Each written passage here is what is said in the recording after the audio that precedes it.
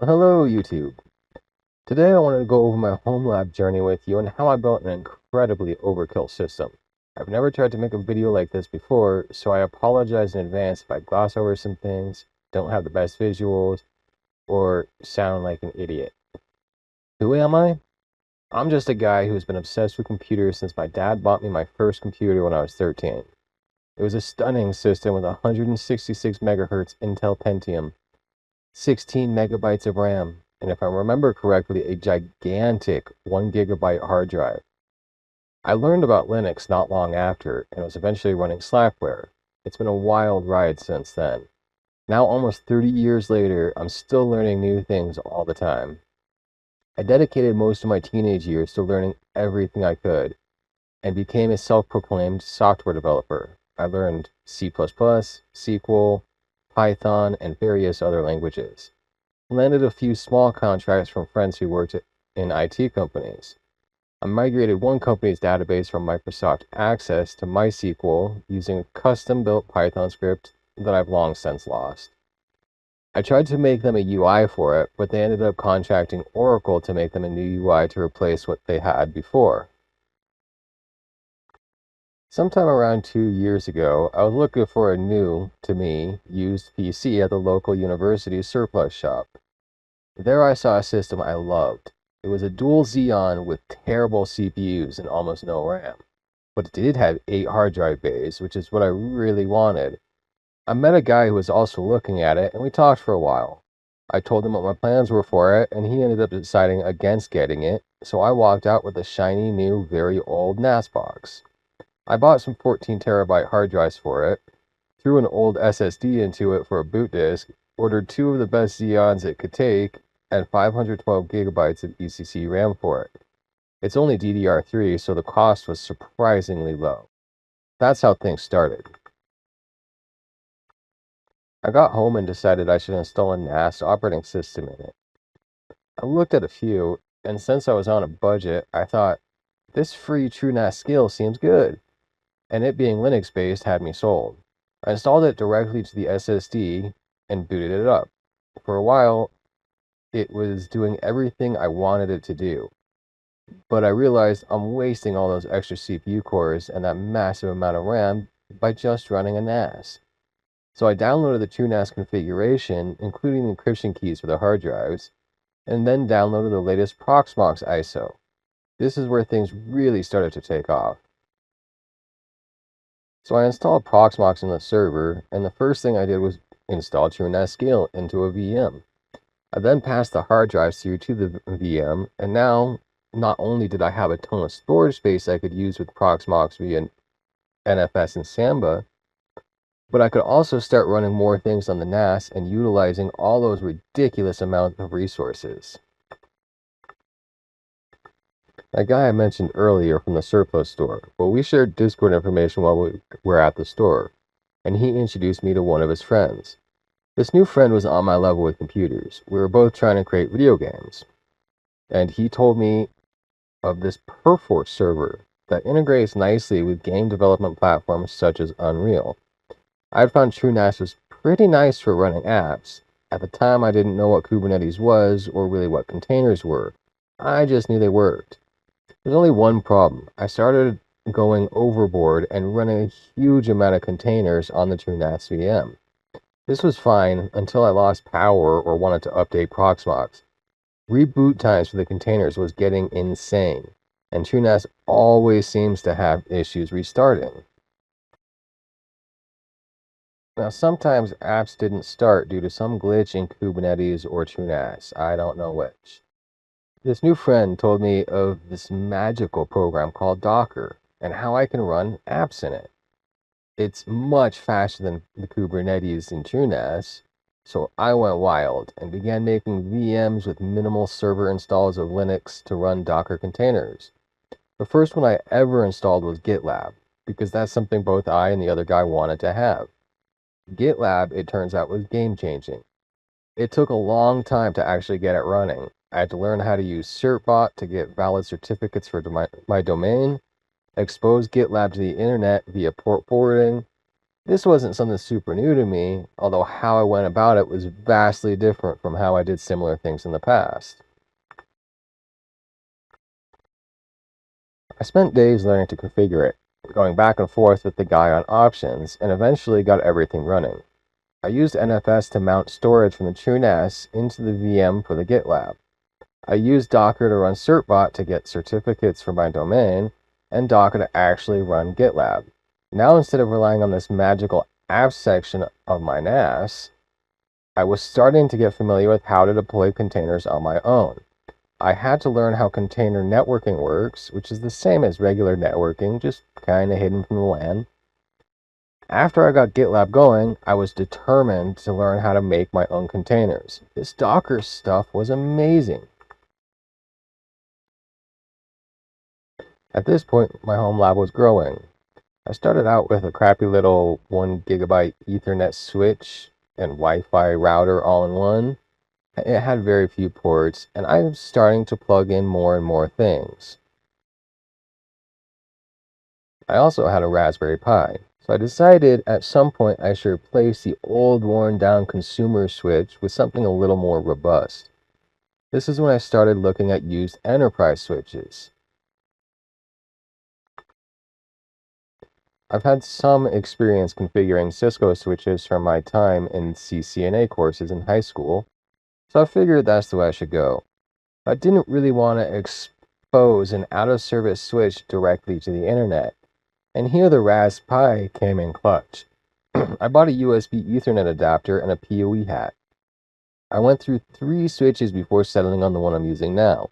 A 3750X with 48 ports, 2 1200 watt power supplies that provide PoE plus power to any device on the network that can take it, and 2 10 gigabit SFP plus ports. On the Pi, I installed OpenWrt, although maybe I should have used something else, but at the time, it seemed like the best option I knew about. I set up the Pi as a gateway to the internet and had my ISP, which I had just switched from crappy cable to amazing fiber optic, put their box in a bridge mode. This allowed me full configuration of my network. I set it up with a DNS server and some pre-built scripts that connect DHCP to DNS, and now I could start resolving computers and VMs on the LAN with host names instead of IPs. I got full IPv6 working and installed Joule for NAT64 and used the DNS server to generate 64 addresses. This was eventually moved to a VM, and the Cisco switch used to create a static route to the VM, which is far massively improved the reliability of the NAT64 and allowed me to update it. OpenWrt's update process kinda stinks. DNS is now improved as well. I'm running Active Directory along with 2 x 9 instances, one in Docker on the Pi itself and one in a VM on my main server. At some point, I also got a Wi-Fi access point, a TP-Link Omada device, which gave me a reason to run another container, the Omada container. I spun up a VM with a lot of resources and started launching container after container. I learned of traffic, which I used as a middleman to expose all kinds of services. Authentic for adding a login screen to the sprawling array of services I begun running, and control access to prevent randoms from the internet from being able to interact with these services, like the Proxmox dashboard. I now prefer Keycloak over Authentic. It just feels more robust and is maintained by a larger organization. I quickly realized running a ton of containers in a single VM created some issues. Long boot times, and I'd have to change the Docker network settings for each container. So what I did was I started creating stripped-down Alpine-based VMs for running containers. Soon I switched to Podman instead of Docker. At this point, I'm using my GitLab to host a cloud init configuration file that automatically configured these VMs, and started making most of them IPv6 only because it's supposed to be a more efficient protocol. This created a new issue that I had tons of VMs all over the place. Somewhere along the lines, I decided my shiny NAS server wasn't enough for me anymore. I'm using a ton of resources for TrueNAS with ZFS caching and more apps. I also have a stick of RAM that's always throwing ECC errors. Luckily, they've all been recoverable. So I looked into getting a new server and found a sweet deal on a Hewlett-Packard Enterprise DL580 9th generation. Quad Xeons, 96 DDR4 RAM slots, 5 hard drive slots, although they're only 2.5-inch drives, which is a bummer, 4 power supplies, ILO, so many amazing new features. I quickly threw Proxmox on there and clustered it with my NAS. That's the whole story I'm not going to get into here. A cluster doesn't like just two computers. And that's all I've got to say about it. It does work eventually after some configuration tweaks. I threw in a 1TB M.2 on a PCIe sled. Upgraded the CPU to the second best it can use. The first best was barely any better, but the price was about 4 times as much. And I found 1TB of DDR4 ECC Samsung RAM. Now I had a killer server for the price of a gaming PC. My roommate is also into computers, so he bought some hard drives for it and some old enterprise-grade graphics cards for it. All in all, it was around $2,500 for every component. And now we had an absolutely killer system. As you can see, the server can actually hold 10 hard drives, but mine didn't come with the SAS backplane for the top 5 drives. Now I had a much better and newer system than my NAS to start running workloads on, and boy did I. I'm using GitLab with GitLab Pages to host the main website for domain, and I'm starting to lose track of everything I'm hosting. I wanted email, so I started running Postfix and Dovecot on the Raspberry Pi. That took some custom images because they didn't include a flag to have IPv6 support in one of the libraries. So just by having IPv6 enabled, it broke it, even though I'm not exposing anything with IPv6 to the internet. Then I realized I wouldn't be able to send email from home. So I created a VM on Linode that uses WireGuard to connect back into my network, and the only way to log into that VM is via SSH over the WireGuard connection. This allowed me to create a sending relay server. That's been running for years now. The only issues I have with it are when users type the wrong email address and call me asking why their email server wasn't sent to the user. Using Proxmox, I created an Alpine image with Podman installed, and then turned that into a template. From there, I used GitLab CI and Terraform to create a workflow where I could automate VM creation. I found N8N and used it to create an API that interacted with GitLab to trigger the Terraform, and finally created a Python application to give me a dashboard from where I could create and destroy VMs, configure them with different amounts of resources, and then use more of the same kinds of things to launch containers to the VM by installing a GitLab runner into each VM as it's allocated. Then using the APIs to tell it to run the CI/CD on that specific runner, so installing apps to my VM was as simple as a button click. I'm no longer running this system. It didn't scale well, and I ended up with well over 100 VMs, all needing to launch a Linux kernel, an OS, a Podman instance. All this extra overhead was making things slow. TrueNAS left a pretty bad taste in my mouth when it came to Kubernetes. This wasn't Kubernetes' fault though, so I decided to try again.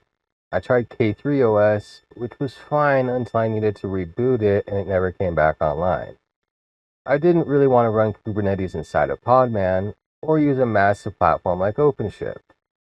This is when I found Talos Linux. I created a small test cluster and was loving it, but found the configuration a bit cumbersome. It wasn't the worst configurations I've ever worked with, but adding a new node confused me.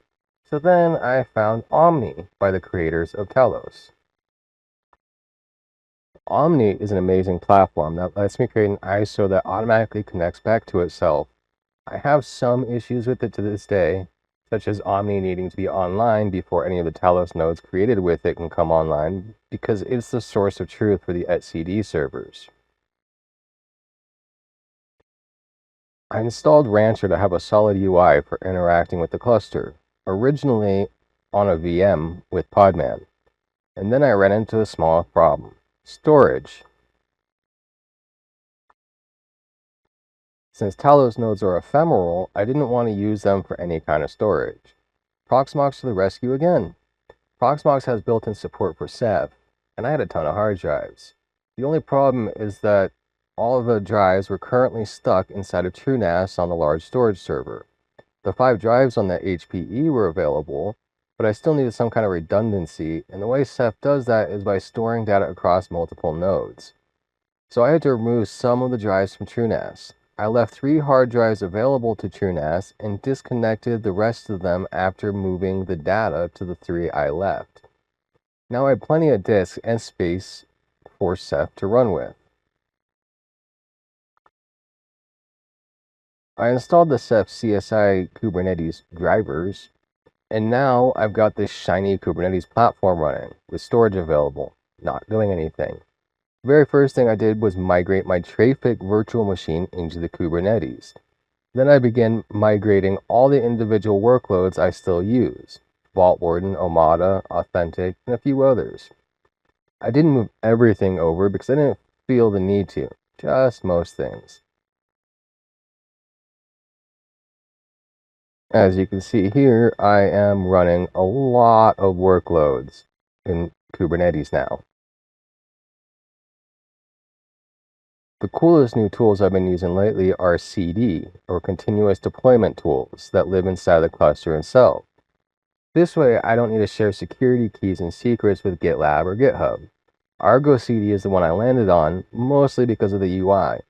Flux is something I'm thinking about setting up in the future, but for now, Argo CD is good enough. I am looking for work in the space and would love to use my skills to make money and help others succeed. If you're hiring or know anybody who needs this type of stuff, feel free to drop me a line. Thank you for watching and have a lovely day.